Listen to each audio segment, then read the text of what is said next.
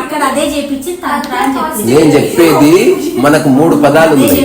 మనకు 3 పదాలు, యంత్రము, మంత్రము, తంత్రం. మంత్రం అంటే మనస్సు, తంత్రం అంటే శరీరము, యంత్రం అంటే వస్తువు. ఈ మూడింటి కలయికనే మన జీవితము. నేను ఫుడ్ ప్రిపేర్ చేయాలి, ఏం కావాలి? యంత్రము. యంత్రము కావాలి. తర్వాత ఎవరు చేయాలి? దాని తంత్రం అంటే ఎలా చేయాలి. తర్వాత ఎలా చేయాలి అంటే ఫస్ట్ నూనె వెయ్యి, అది మంత్రం అన్నమాట. అంటే మనస్సుతో కొంత, శరీరముతో కొంత, వస్తువుతో కొంత, ఈ మూడింటి కలయికనే మన జీవితం. ఊరెళ్ళాలి, యంత్రము కావాలి.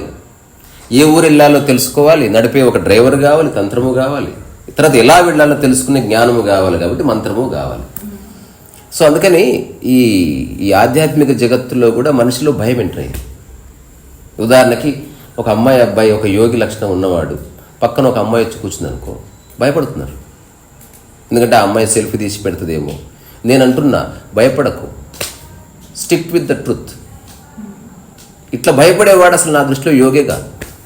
నీలో స్పష్టత ఉంటే నువ్వు నీలా ఉండు.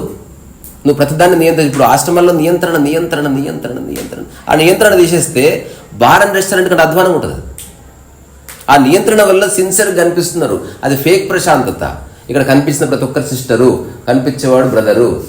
నువ్వు ముందే చెప్పిన తర్వాత నీకు లస్ట్ ఎట్లా వచ్చే, గోకాలం ఆలోచన ఎట్లా వస్తుంది? ఓషో చేసిండు ప్రయోగం, వదిలేసిండు, ఏం చేసుకుంటారో చేసుకోండి అన్నాడు. నిజానికి అర్థమైన వాళ్ళు గట్టు మీద పడ్డారు చాలా బాగా. అందుకని ఒక చిన్న విషయం చెప్పి ముగిస్తే ఏంటంటే, ఆధ్యాత్మికతలో పర్టికులర్ భారతీయ దర్శనంలో తంత్రాకు ఒక ఇంపార్టెన్స్ ఉన్నది.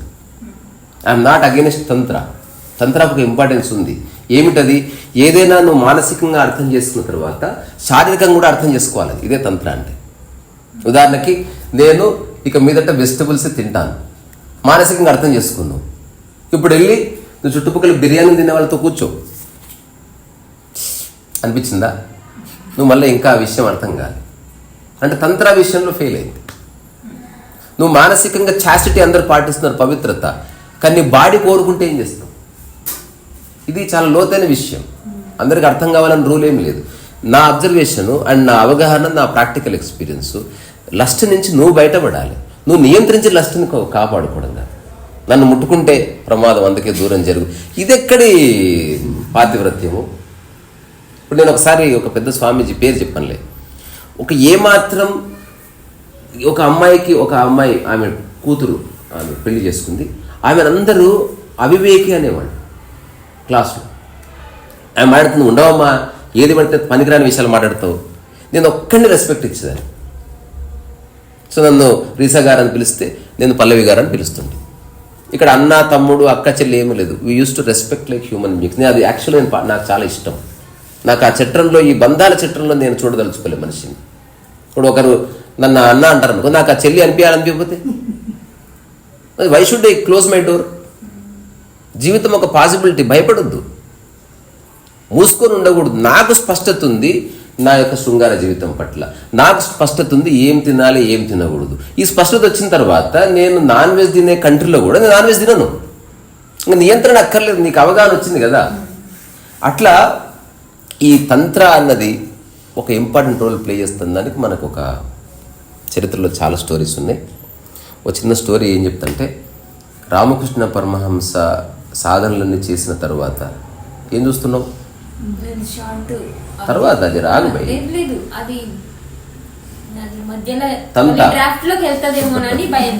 ఎందుకు ఏది మళ్ళీ వస్తుంది, చెయ్యి. లైఫ్ ఒక ప్రాసెస్ అది. మొన్న ఏమైంది తెలుసా? ఐప్యాడ్ స్టార్ట్ కాదు.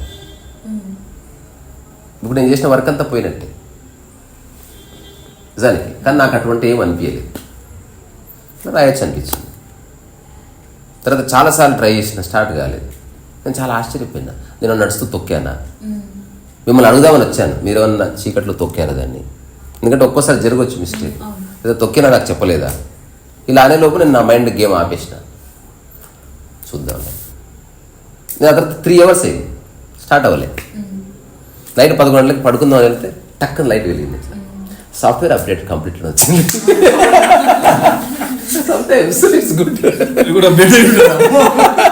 కానీ అంతలోపు నేను అనుకుంటే చాలా గాబరా పడి ఉండొచ్చు, నన్ను నేను బ్లేమ్ అసలు నేను మెయిల్ చేసుకుంటే బాగుండేది, నేను రాసినంత ఎప్పుడు ఇంత పిచ్చిపోవడం అనుకో. ఏమీ కాదు, అసలు మనమే శాశ్వతము కాదు. అట్లా నా అందుకే కీర్తి యశస్సు వేరే వాళ్ళు తలుచుకుంటారని, అది కూడా అబద్ధం. సో రామకృష్ణ పరమహంస సాధన చేసిన తర్వాత తంత్రలో పరిణతి సాధించిన భైరవి బ్రాహ్మణి అని ఒక ఆమెను కలుస్తాడు. అప్పుడు ఆమె చెప్తుంది, నాయన నీ సాధన అంతా పూర్తయింది అనుకోవద్దు, చివరి సాధన ఉన్నది అంటే ఐఎమ్ రెడీ. ఇప్పటిలాగా సీసీ కెమెరా లేడు, బతికిపోయారు తెలుసా. టెక్నాలజీ ఉన్న రోజుల్లో రమణ మహర్షి లేడు కాబట్టి బతికిపోయాడు, లేకపోతే లొకేషన్ బట్టి సెల్ఫీ తీసి వాళ్ళ ఇంటికి వస్తే వాళ్ళు లాక్కొని పోయేటోళ్ళు. అప్పుడు రమణ మహర్షి అయ్యేవాడు కాదు, ఒక క్లర్కో గిరుకో అయ్యేవాడు. ఆ రోజుల్లో జస్ట్ ఊరు దాటి వెళ్ళిపోతే నువ్వు ఎక్కడుందో తెలియదు, ఒకవేళ వచ్చినా చెట్టు ఇంకా దాక్కుంటే అయిపోయాయి. ఇప్పుడు నువ్వు తప్పించుకోలేవు, అందుకే ఇప్పుడు నేను ఇంట్లోనే ఉంటున్నాను, ఎక్కడికి పారిపోదు. బుద్ధుడు టైంలో అయితే నేను పారిపోతుంటే, ఇప్పుడు అసలు ఎక్కడ పోయినా ఎవడో వాడు వీడియో తీసి పెడతాడు, అంతటి దానికి ఎందుకు పోయి ఏదో సీసీ కెమెరాలో కనిపిస్తుంది. సో భైరవి బ్రాహ్మణి చెప్పిందంట, ఈ చివరి మజిలీ కూడా పూర్తి చేయాలి, అది నేను చూడాలన్న. చివరి స్టెప్ నువ్వు ఏమి వింటున్నావు, నీకు ఏమంటారు, అది ఏమంటారు, దాన్ని ఏమంటారు, ఇది గవ్వల మీద ఉన్న ఆసక్తి నీకు ఆధ్యాత్మికత మీద లేదు. ఏందంటే పర్వాలేదు, రామకృష్ణ పరమహంస కూర్చున్న తర్వాత భైరవి బ్రాహ్మణి నగ్నంగా మారిపోయింది. ఇప్పుడు ఇది సమాజంలో ఎవరైనా చేశారనుకో, మన దృష్టి చెడుగా ఉంది కాబట్టి మనం దాన్ని తప్పుగానే చెబుతాం, కానీ అక్కడ చెడు జరగట్లేదు. They are testing there understanding. నగ్నంగా నిలబడ్డది. తర్వాత పరమహంస ఇట్లా కూర్చొని చూస్తున్నాడు నిర్మలంగా. చూస్తున్నావా? చూస్తున్నాను అన్నాడు.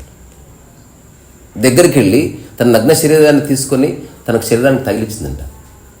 నిజానికి ఆ అవయవాలు, ఆ పార్ట్స్ చూస్తేనే మనిషికి పరిచయం అయిపోతాడు. అట్లాంటిది క్లోజప్లో చూపిస్తుంది. దగ్గరకు వచ్చింది, ఇప్పుడు చూస్తున్నాను. ఆ తర్వాత తన ఒళ్ళో పడుకుందంట. ఇప్పుడంటే చూస్తున్నాను, ఏముంది శరీరమే కదా, చూస్తున్నాను. భైరవి బ్రాహ్మణి సాష్టాంగ నమస్కారం చేస్తే ఈ ఒక్క విషయంలో దాటినవాడు ఇక ప్రపంచంలో ఎవ్వరూ అతన్ని ఏమి చేయలేరు. ఇప్పుడు నేను చెప్తున్నా, ఆ విషయంలో నేను బయటకు వచ్చేసిన. నేను ఇది మామూలు విషయం కాదు. రెండోది, అది చచ్చిపోదు. దాని పట్ల నీకున్న స్పష్టత, ఆ స్పష్టత అన్నది నీకు తెలుస్తుంది. ఇప్పుడు డ్రైవ్ లాంటిది, ఇప్పుడు కట్టు కొడుతాడు, మనకు స్పష్టత వచ్చింది. కట్టు కొడితే ఎవడన్నా కింద పడిపోవాల్సిందే. ఒక మైకేల్ షూ మేకర్ లాంటి వాడు కట్టు కొడితే కింద పడ్డే, ఒక స్టంట్ మ్యాన్ కట్టు కొడితే. అందుకని మనం కట్టు కొట్టడం తప్పు పట్టకూడదు, వాడు కొట్టగలడు. అందుకని లైఫ్ని లీడ్ చేసే విధానంలో మనకు ఒక స్పష్టత. ఇది ప్రపంచంలో ఉన్న వాళ్ళందరికీ తప్పు అనిపించిందా? నువ్వు ఏకాంతంగా బతకడానికి నిర్ణయించుకున్న తర్వాత, అసలు కీర్తి ప్రతిష్టలు, గౌరవం ఇదంతా అబద్ధం అని తెలిసిన తర్వాత ఎందుకు ఈ దరిద్రం, భయము? నువ్వు అప్పుడప్పుడు ఇప్పుడు యూట్యూబ్లో నువ్వు టాక్స్ చేస్తున్నావు, నీ గురించి జనాలు ఇట్లా అనుకుంటారు, ఎవ్వడు ఏమన్నా అనుకున్నా, ఐ డోంట్ కేర్. ఇంత చేసి జనాల యొక్క ఒపీనియన్స్లో మనం బందీ కావడం ఏంది? అబ్సల్యూట్లీ బందీ అయ్యే సమస్యలు. అనుకుంటే అనుకోని భయపడ్డం తీసేసేయాలి. లస్ట్ కానీ విచ్చలవిడితనం కానీ మనలో ఉండదు. లైఫ్ అర్థమైంది. అయినప్పటికీ ఎవరో వచ్చి నీ చేయి పట్టుకున్నాను అనుకో, ఎవరో వచ్చి నీ భుజం మీద చేశారు, నువ్వు దాన్ని టచ్ చేయగాలి. నీకు అది నువ్వు చేయవలసిందల్లా, ఎవరన్నా అది ఇబ్బంది అనిపిస్తే తీసి అవతల పడేయండి వాళ్ళని. అట్లా ఇప్పుడు ఎవరో రంజితున్నాడే పక్కకు జరగంటే అయిపోయింది అంతే. కానీ అది మనం చర్చించే అంశము కాదు, దాన్ని నియంత్రించే అంశము కాదు, దాన్ని అర్థం చేసుకోవాల్సిన అంశం. నువ్వు జనాల గుంపులోకి వెళ్తే నేను అందుకే ఆశ్రమం పెడతలేను, నేను అందుకే జనాలతో ఉండలేను, నన్ను ఎవరు ముట్టుకోవడానికి వీలేదు. అసలు ఆ చర్చకి నేను డోరే క్లోజ్ చేసేసిన. ఉదాహరణకు ఇప్పుడు నేను కూడా ఏదైనా పెట్టినా అనుకో, రోజుకు 1000 మంది వస్తున్నారు అనుకో, ఆబ్వియస్గా మనకు ఎక్కడలేని పనికిరాని పని ఉంటుంది. అప్పుడు నేను దానికి కంప్లీట్గా డోర్ క్లోజ్. నేను నెక్స్ట్ ఒక అద్దాల గోడ పెట్టేస్తా. అద్దాలు ఇటు పక్క నేను ఉంటా, బ్యాంకులో ఉన్నట్టు ఒక చిన్న మైక్ ఉంటుంది. అసలు ఏ సమస్య లేదు.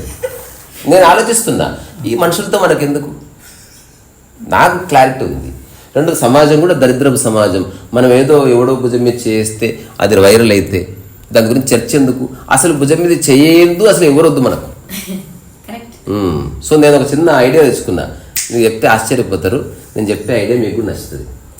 కాదు బిడ్డ, చెద్దరు కాదు, చెద్దరైనా భుజం మీద చేయొచ్చు కదా. కాదు కాదు, నడుముకి ఒక బెల్ట్ ఉంటుంది. ఊహించుకోండి, ఆ బెల్ట్కి ఇట్లా రాడ్స్ లాంటివి ఉంటాయి, బరువు ఉండవు. దానికి ఒక సర్కిల్ ఉంటుంది ఇట్లా రింగ్. అరే అది దాని వేసుకోవచ్చు. ఎప్పుడు వచ్చినా రింగ్ దాటి ఆ రింగ్ దగ్గర దాటి రారు ఇంకా. రింగ్ బాబా షార్ప్ నేల్స్ పెడతారు, అవసరం లేదు. అంటే ఆ రింగ్ దగ్గరికి రాగానే ఇటుపక్క రాలేవు ఇంకా, అంతే. మరి అవసరం ఇట్లా వంగితే ఇట్లా వేలు కొన టచ్ అవుతుంది అట్లా. ఇగో ఈ రెడిక్యులస్లీ బ్యూటిఫుల్ సమాజం, రామకృష్ణ పరమహంస సమాజం వేరు. అప్పుడు నరుల దృష్టి అంత లేదు. ఇప్పుడు ఎక్కడెక్కడ ఏ సీసీ కెమెరా చూస్తుందో తెలియదు కాబట్టి నువ్వు నిబద్ధతతోనే ఉండు. Don't entertain people. అందుకని నా బిడ్డ చెప్పింది నేను అంగీకరిస్తున్నా. అంటే ఎవరు పడితే అసలు ముట్టుకోరు, అసలు ఆ చక్కర్లో పడద్దు. మీకు విషయం తెలుసా, రమణ మహర్షిని ఎవరు ముట్టుకోలేదు.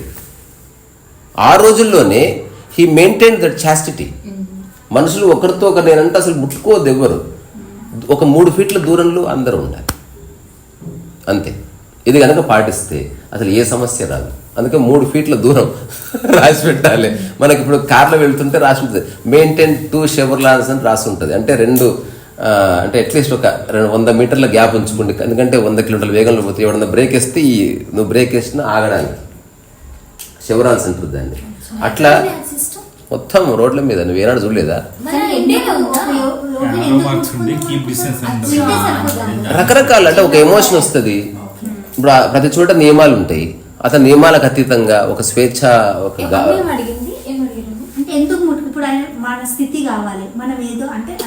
ఇప్పుడు సినిమా హీరోతో ముట్టుకుంటారు, కుక్క కనిపిస్తే కుక్కను ముట్టుకుంటారు. నేను అంటున్నది మనిషికి, ఎందుకంటే ఈ ప్రపంచం పోకడం వెరీ డేంజర్. చాలా సమయం ఉదాహరణకు ఒక స్టేట్మెంట్ జారీ, ఇప్పుడు శివాజీ సామాన్లు అన్నాడు, భారం పోయింది. శివాజీ సామాన్లు అనే పదం అంటే అమ్మాయిల అవయవాల్ని సామాన్లు అన్నాడు.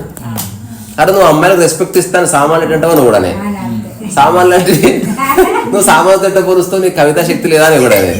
అని ఒక అవయాన్ని అవయంగా చెప్పలేవా మరి దానికి ఇప్పుడు రోజంతా ఇదే. అందుకని I decided no more controversy in my life. కాదు, ఇది నీకు సంబంధం లేదు. నేను మళ్ళీ నేను చెప్పేది నాకు నిజంగా ఆసక్తి ఉంటే ఎవరు చెప్పినా నేను చేస్తాను. ఇప్పుడు నేను అనుకుంటున్న దానికి నీకు ఒక్కసారి ట్యూన్ అవుతుంది. నీకు కావాలని నేను చేస్తలేను, నేను అలా ఉన్నాను కాబట్టి అది మీరు దాన్ని స్వీకరించడమే. నిజంగా ఆసక్తి ఉందనుకో, ఈ ప్రపంచంలో ఎవడు ఆపలేదు, వదిలేసి వెళ్ళిపోతారు. దానికోసం పేరు ప్రఖ్యాతి మీద ఆసక్తి ఉంటే అమ్మనైనా పట్టుకుంటే ఉంటారా? ఒక అబ్బాయి మీద ఆసక్తి ఉంటే ఆగుతున్నారా? ఎవరు చెప్పినా ఆగరు, పోతుంటారు అటుపక్కల మనసులో ఆగుతుంది. సో ఎవరి మైండ్ వాళ్ళు. వ్యక్తిగతంగా నాకు ఏ ఆసక్తి లేదు. నేను పేరు ప్రఖ్యాతులు, లేకపోతే సంపద, లేకపోతే ఈ మనుషులు, దీని నుంచి పూర్తిగా నేను బయటకు వచ్చేసాను. నిజంగా నా అదృష్టం అది. లేకపోతే ఇంపాసిబుల్, అది కాన్ఫ్లిక్ట్ వస్తుంది.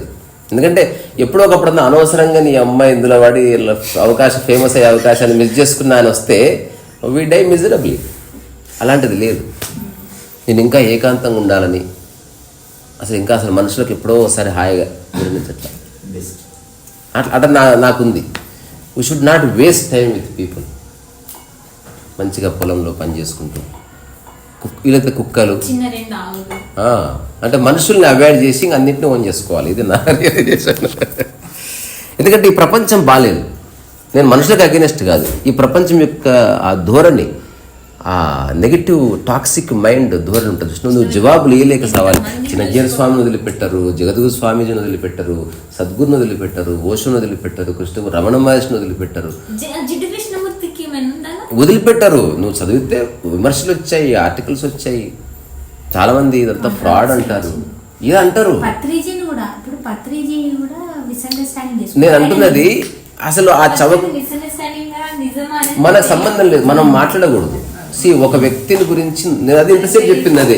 నోరుంది కదా అని ప్రతి దాని గురించి వ్యాఖ్య చేయదు. నేను ఒక్కటి చేయొచ్చు వ్యాఖ్య, నేను ఎట్లా ఉండాలని.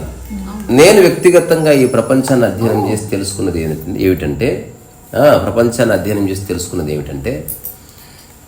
ఈ ప్రపంచంలో ప్రతిదీ సెన్సేషన్ అవుతుంది కాబట్టి జీవితంలో అటువైపు వెళ్ళకూడదు.